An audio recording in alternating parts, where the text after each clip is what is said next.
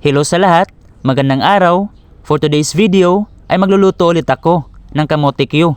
Halos same lang ang teknik ko sa pagluluto nito noong nakaraan kong video. Pero ngayon ay hiwain ko na ito at gagamit ako ng stick para pwedeng ibenta at pagkakakitaan. Ito pala ang mga na-harvest kong kamote orange noong nakaraang araw. Ang iba na maliliit dito ay nilaga ko at ito namang malalaki ang lulutuin ko ngayon na kamote Q. Dapat pumili tayo ng klase ng kamote na hindi agad nadudurog kapag nilagay na sa stick. Ang una nating gagawin ay balatan muna ang mga kamote. Dapat meron tayong lalagyan na may tubig para hindi magmantsa o mag-change color ang ating nabalatang kamote.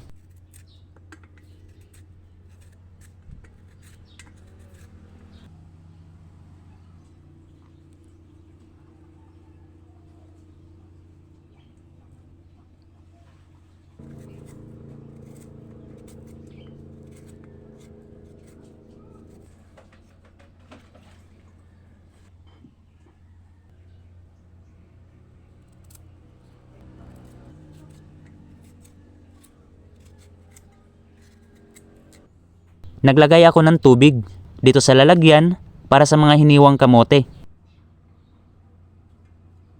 Sa paghihiwa naman nito ay dapat lagyan ng space para ma-insert natin ng stick mamaya.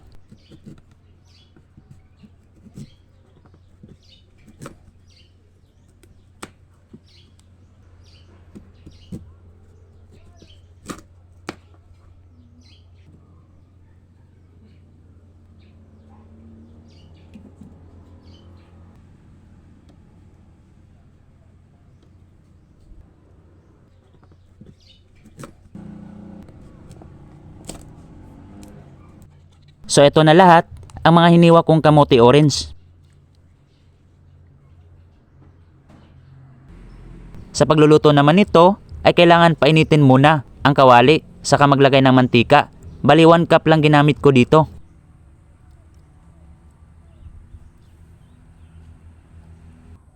Ngayon naman ay ilagay na natin ang mga hiniwang kamote. Lagyan ito ng asukal sa ibabaw. Baliktarin ito at hayaan muna na matunaw. Tapos ang kabilang side naman ang lagyan at baliktarin ito.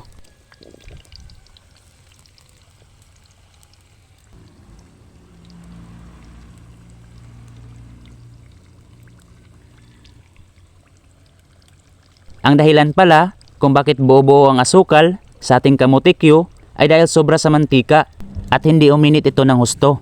Lalo na kung napahinaan ng apoy. Magbubuo talaga ang asukal. Dapat ay saktong init lang na matutunaw ng mabuti itong ating asukal.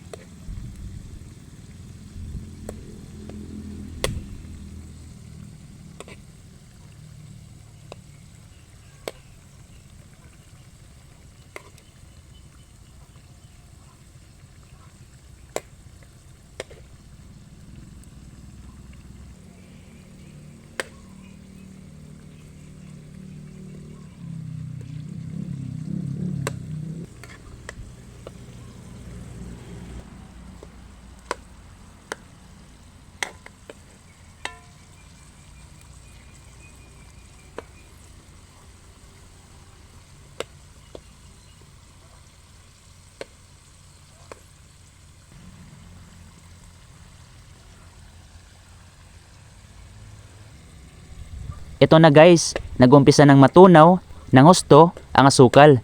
Kailangan ay baliktarin agad natin para hindi masunog ang ilalim.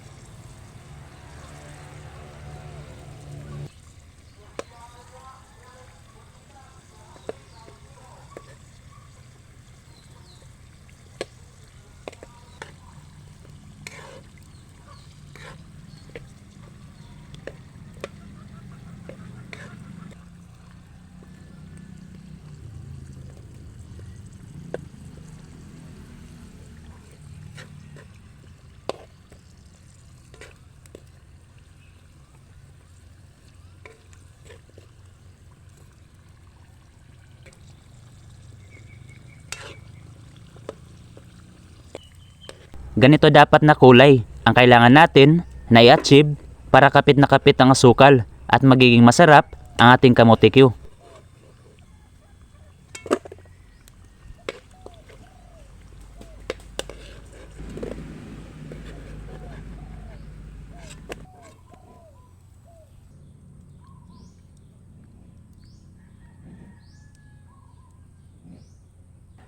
Ilagay naman natin ngayon ang natitirang mga hiniwang kamote at lutuin ito gaya ng ginawa ko sa unang batch.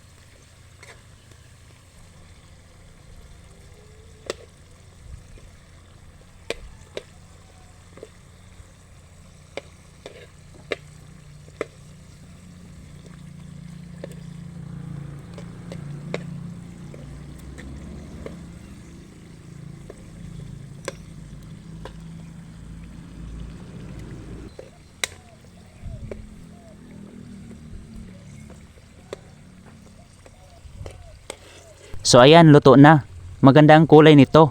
Hitsura pa lang ay nakakatakam na. Kaya kung gusto ninyo ng ganitong pagkakaluto, ay sundin lang ang paraan ko. At narito na ang naluto ko na kamote Q. Lalagyan ko na ito ngayon ng stick.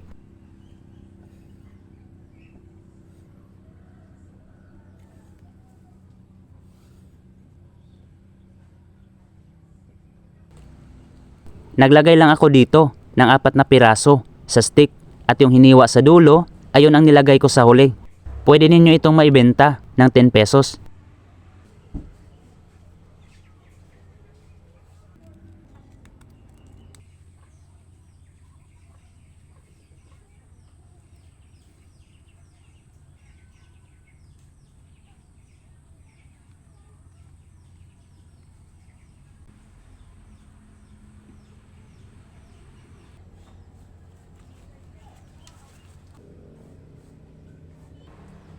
It's tikiman time na, kaya kain tayo.